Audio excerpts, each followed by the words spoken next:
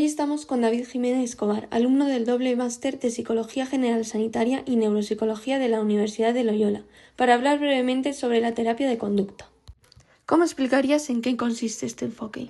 La terapia de conducta es una forma de intervención psicológica que entiende los problemas humanos no como algo que está dentro de la persona de manera aislada, sino como formas de comportarse que se han aprendido y que se mantienen por la relación entre la persona y su contexto. Se sitúa dentro del modelo conductual, cuyas bases filosóficas de este modelo la componen el conductismo radical y el conductismo mediacional. Desde el modelo conductual, la conducta no se entiende como algo que el organismo tiene, sino como algo que el organismo hace.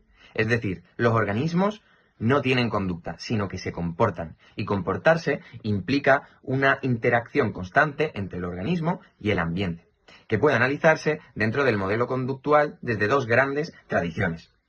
La primera de ellas, la tradición mediacional, vinculada al condicionamiento clásico, y la segunda de ellas, la tradición radical, vinculada al condicionamiento operante y al análisis de conducta.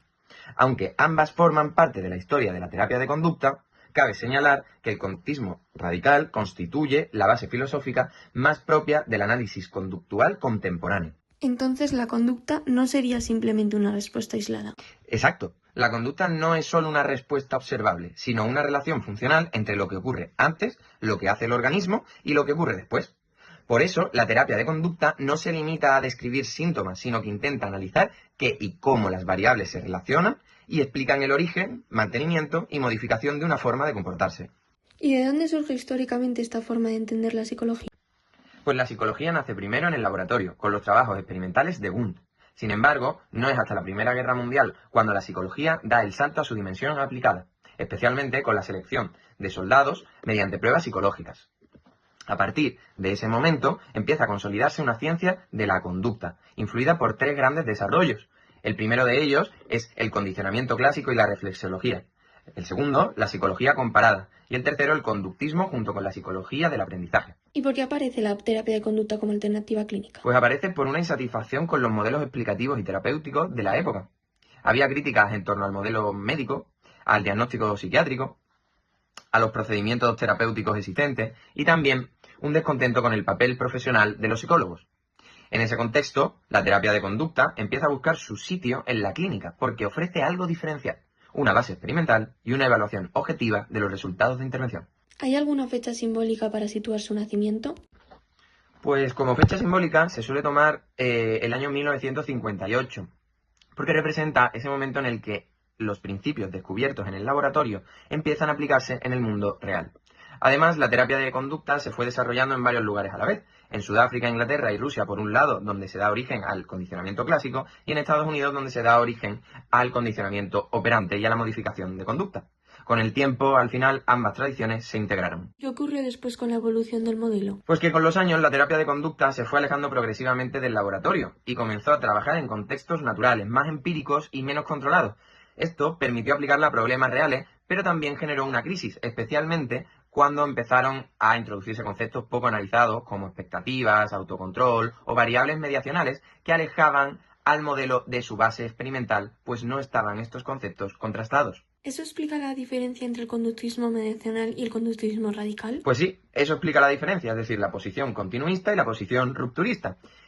El conductismo mediacional, asociado a Watson y al condicionamiento clásico, introduce constructos que median entre lo observable y la conducta. En cambio, en el conductismo radical de Skinner, entendido como el condicionamiento operante, se entiende que la raíz de la psicología está en la propia conducta, incluida la conducta verbal, la cual es, por cierto, la más investigada, y los eventos privados, pero sin convertirlos en causas internas separadas, ya que son lo mismo puesto que todo es conducta. ¿Y cómo se pasó de esas diferencias a establecer el modelo cognitivo-conductual y a la recuperación del análisis de la conducta?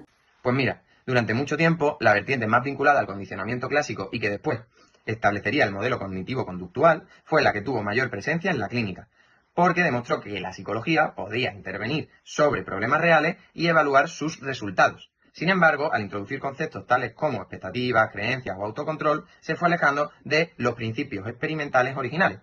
Entonces generó un vacío que facilitó la recuperación del conductismo radical y del análisis de conducta, más vinculado al condicionamiento operante, dando lugar a las terapias contextuales o también conocidas hoy en día como terapias de tercera generación.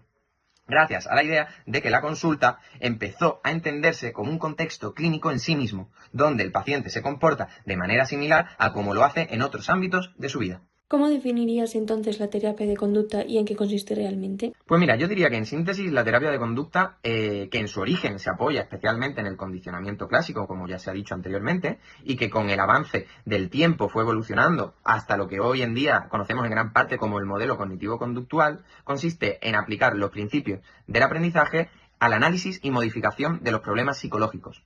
Su objetivo no es describir síntomas o etiquetar trastornos, sino comprender cómo se ha aprendido una determinada forma de comportarse, qué estímulos la provocan o la facilitan, qué consecuencias la mantienen y qué condiciones pueden modificarse para generar cambios.